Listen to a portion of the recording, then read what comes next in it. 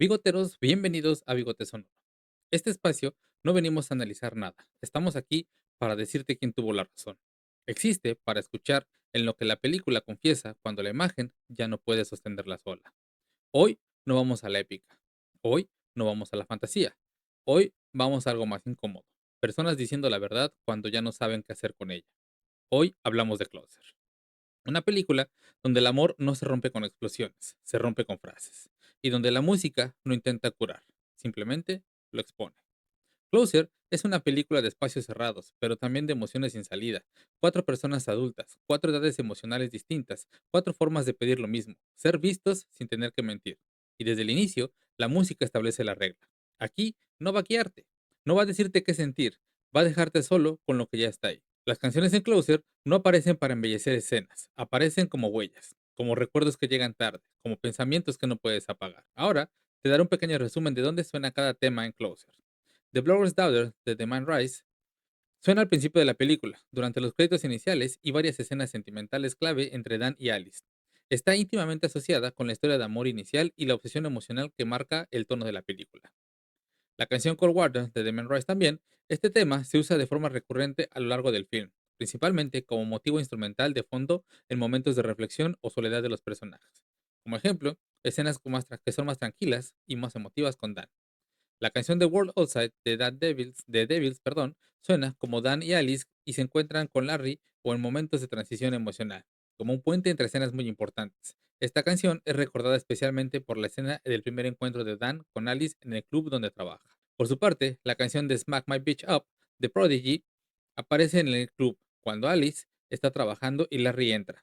Esta marca el espacio caótico y algo hedonista de su parte de la trama. La canción How Soon Is Now de The Smiths también se escucha en escenas del club o vida nocturna, complementando el tono nervioso y emocional de estas secuencias. Las canciones, como Samba de Benzao, Tanto Tempo y Maíz Feliz de Babel Gilberto, son temas brasileños más suaves que aparecen en momentos más tranquilos o montajes aportando un ambiente sensual o introspectivo, a menudo entre escenas de conversación o transición. También podremos escuchar varias piezas de Cosi fan futte de Mozart y la Carentola de Overture de Rossini. La película integra estas piezas en varios personajes dramáticos, reflejando el paralelismo con la ópera y la temática principal de relaciones cambiantes. Mucha de esta música aparece en interludios de diálogo intenso o ambientes más formales. La música en Closer es mínima, pero muy quirúrgica. La música no subraya emociones, las desnuda. Cada canción entra cuando el personaje ya no puede mentirse más, cuando algo se rompió. El cuerpo todavía no sabe cómo reaccionar. No es música incidental, es música interna. Y lo que suena, suena como si viniera dentro del personaje, no del montaje. Y por eso es que duele. Dan vive rodeado de palabras porque ahí se siente a salvo. Es escritor, narrador, observador profesional de emociones ajenas. Su identidad está construida desde el lenguaje y no desde la acción. Dan sabe escribir el amor mejor de lo que sabe evitarlo. Y su problema no es que no sienta, es que confunde sentir con merecer. Cree que porque algo le atraviesa el pecho, tiene el derecho a perseguirlo, aunque deje de escombros atrás. Dan desea ser amado sin tener que transformarse, sin asumir el peso de las consecuencias. Y es por eso que su relación con la música es casi inexistente, porque la música no se puede editar como un texto, no se puede justificar después, porque cuando la música aparece alrededor de Dan, no la acompaña, lo contradice. Y las letras dicen lo que él no puede sostener en voz alta, que querer no es lo mismo que quedarse, que intensidad no es un compromiso. Y Dan habla para no escucharse, y la música cuando se cuela le recuerda el vacío que sus palabras ya no alcanzan a cubrir. Por otra parte, Ana vive de observar. Es fotógrafa, pero también es espectadora de su propia vida. Su relación con el mundo pasa por un encuadre, por la distancia justa que le permite sentir sin exponerse del todo. Ana desea amor, pero teme el impacto de quedarse. Ha aprendido a mirar antes de elegir, a entender antes de actuar. Su melancolía no es dramática, es silenciosa. Es la tristeza de quien llega siempre un segundo tarde, y no es por falta de inteligencia, sino por exceso de cautela. La música con Ana entra cuando ya no hay margen de intervención. Nunca aparece como un refugio. La música aparece como confirmación. El silencio que la rodea no es vacío, es conciencia. Es el sonido del adulto que entiende todo, pero que ya no puede cambiar nada sin romperse. Ana no pierde porque no sepa amar.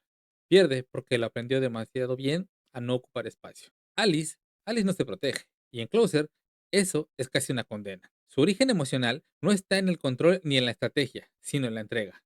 Alice desea ser elegida sin tener que esconderse, sin tener que sofisticar su dolor para hacerlo aceptable. Pero su identidad está tan ligada a la música porque la música no pide permiso, se siente o no se siente. Como ya dijimos, la canción de Blower's Daughter de Damien Rice no acompaña a Alice, la expone. Habla de amar sin garantías, de quedarse incluso cuando duele, de no saber retirarse sin desaparecer un poco. Esa es Alice. No porque sea ingenua, sino porque no aprendió a blindarse. Alice no sabe mentir bien, no porque no quiera, sino porque su cuerpo no coopera con la mentira. Y en un mundo donde todos negocian emociones, la honestidad se vuelve peligrosa. La música que la rodea la vuelve inolvidable, no embellece su historia, porque el dolor no está editado. Larry por su parte no escucha música, él solo escucha respuestas, es médico, y su relación con el mundo pasa por el diagnóstico, por el interrogatorio, por la extracción de datos. Larry no busca intimidad, busca certeza, y confunde certeza con poder. Su deseo no es amar mejor, sino no sentirse vulnerable. Por eso exige verdades con precisión quirúrgica, por eso convierte la confesión en procedimiento. El silencio en su mundo no es empatía, es presión. Cada pausa es calculada, cada pregunta es una incisión. Y la música se retira de su universo porque Larry no tolera lo emocional si no puede dominarlo. Donde hay música hay ambigüedad, y Larry la odia. La verdad usada como arma no sana, solo deja ruinas más claras. Ahora pasaremos a analizar un poco unas escenas de la película que considero yo son icónicas. Y empezaremos por la escena del chat. Esta escena no tiene música emocional, y eso es exactamente el punto. El chat entre Dan y Alice ocurre en un espacio sin cuerpo, sin mirada y sin consecuencias inmediatas. Pero hay una capa más profunda. Dan no está hablando como Dan. Desde el primer mensaje, decide hacerse pasar por otra persona. Adopta el nombre de Larry y con él construye una identidad más cruel, más directa, más sexualmente agresiva. Y no solo es el nombre falso, es una personalidad falsa. Es un permiso para decir lo que su rostro real no se atrevería. Las palabras fluyen con una crueldad juguetona, cargadas de provocación sexual y cinismo, porque no hay rostro que las devuelva, y porque quien escribe no se siente responsable de lo que dice. El sonido aquí es frío, casi clínico. Teclas, silencios digitales, respuestas rápidas. No hay respiraciones compartidas, no hay pausas humanas. Solo estímulo y reacción. La perversión no está en el sexo, sino en la deshumanización y la suplantación. Dan prueba una máscara y descubre que detrás de ella puede ser más despiadado. Alice no dialoga con un hombre, dialoga con un personaje. La relación nace, de su primer segundo, basada en una mentira activa, no accidental. La música no entra porque hacerlo habría legitimado la emoción. Introducir melodía habría sugerido conexión auténtica, y aquí no la hay. El silencio sonoro subraya la decadencia. Decir cualquier cosa porque el otro todavía no existe del todo, y porque uno mismo tampoco está siendo quien es. Cupido aparece como ironía final, sellando el nacimiento de una relación basada en el juego, la impostura y la fantasía, no en la verdad. No dispara una flecha de amor, sino un permiso, el permiso para mentir, para excitar sin comprometerse, para crear un vínculo sin identidad real. Y aquí la música no conecta, te advierte que todo lo que viene después ya está contaminado por este inicio sin sonido, sin rostro y sin nombre verdadero. La tragedia de Closer no empieza con una traición física, empieza aquí, cuando alguien descubre que puede desear más intensamente si no es quien dice ser. Y es precisamente esta escena la que marca el inicio de todo. Aquí no solo comienza una relación, aquí nace la lógica completa de la película. En este punto exacto, una broma, un juego digital, una provocación lanzada sin pensar, deja de ser inocente y se convierte en el alma de Closer. Cupido surge aquí, no como un símbolo romántico, sino como una fuerza irónica que pone el mecanismo en marcha.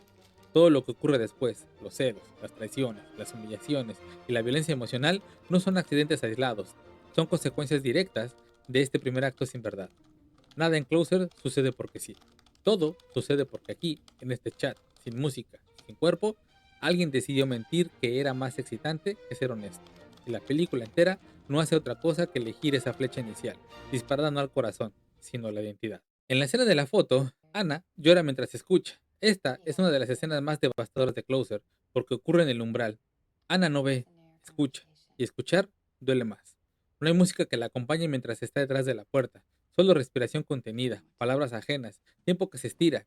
El silencio aquí es insoportable, porque es real. Todos hemos estado ahí, entendiendo todo sin poder intervenir.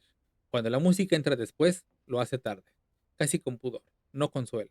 Sin embargo, confirma la pérdida. La música aquí funciona como memoria.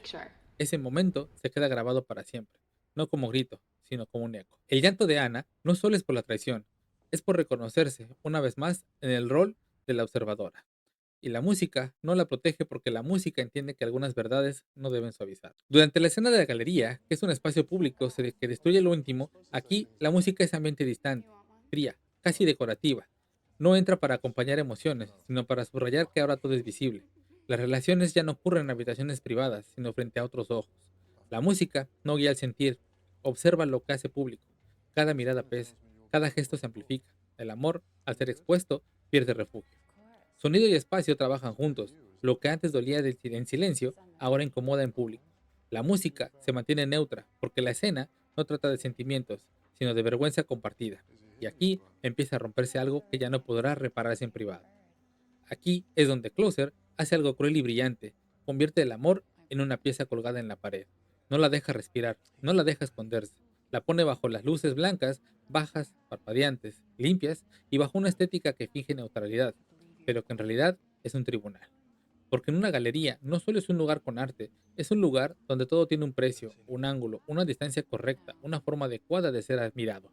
Y eso es exactamente lo que pasa a ellos. Dejan de ser personas para convertirse en una exposición. En la galería, la intimidad pierde su lenguaje secreto. Ya no hay susurros que te importen. Ya no hay te lo digo a ti. Hay te lo digo frente a todo. Y lo peor no es que otros miren. Lo peor es que ellos se sienten observados. Y cuando alguien se siente observado, empieza a actuar, aunque jure que no. Aquí, la música es perfecta por su indiferencia. No sube, no llora, no se indigna. Se queda como fondo, como alfombra, como decoración. Porque la película te está diciendo, esto ya no es amor. Esto ya es reputación. Y aquí se rompe algo que no se nota al principio, la privacidad emocional. Esa pequeña ilusión de que aún existe un lugar donde tú y yo somos nosotros, porque cuando el amor entra al espacio público, deja de ser refugio y se vuelve una imagen. Y la imagen exige cosas, compostura, sonrisa, control, una máscara. Y en la galería, nadie se permite ser humano. Todos se permiten ser presentables. Por eso, la vergüenza pesa más que la tristeza. Por eso, los silencios se sienten como vitrinas. Por eso, cada gesto se vuelve un escándalo. La escena no trata de una discusión, trata de una exposición. Y el público no necesita hablar para juzgar, solo necesita estar. Porque la mera presencia de otros vuelve todo más cruel. El dolor ya no es dolor, es un espectáculo.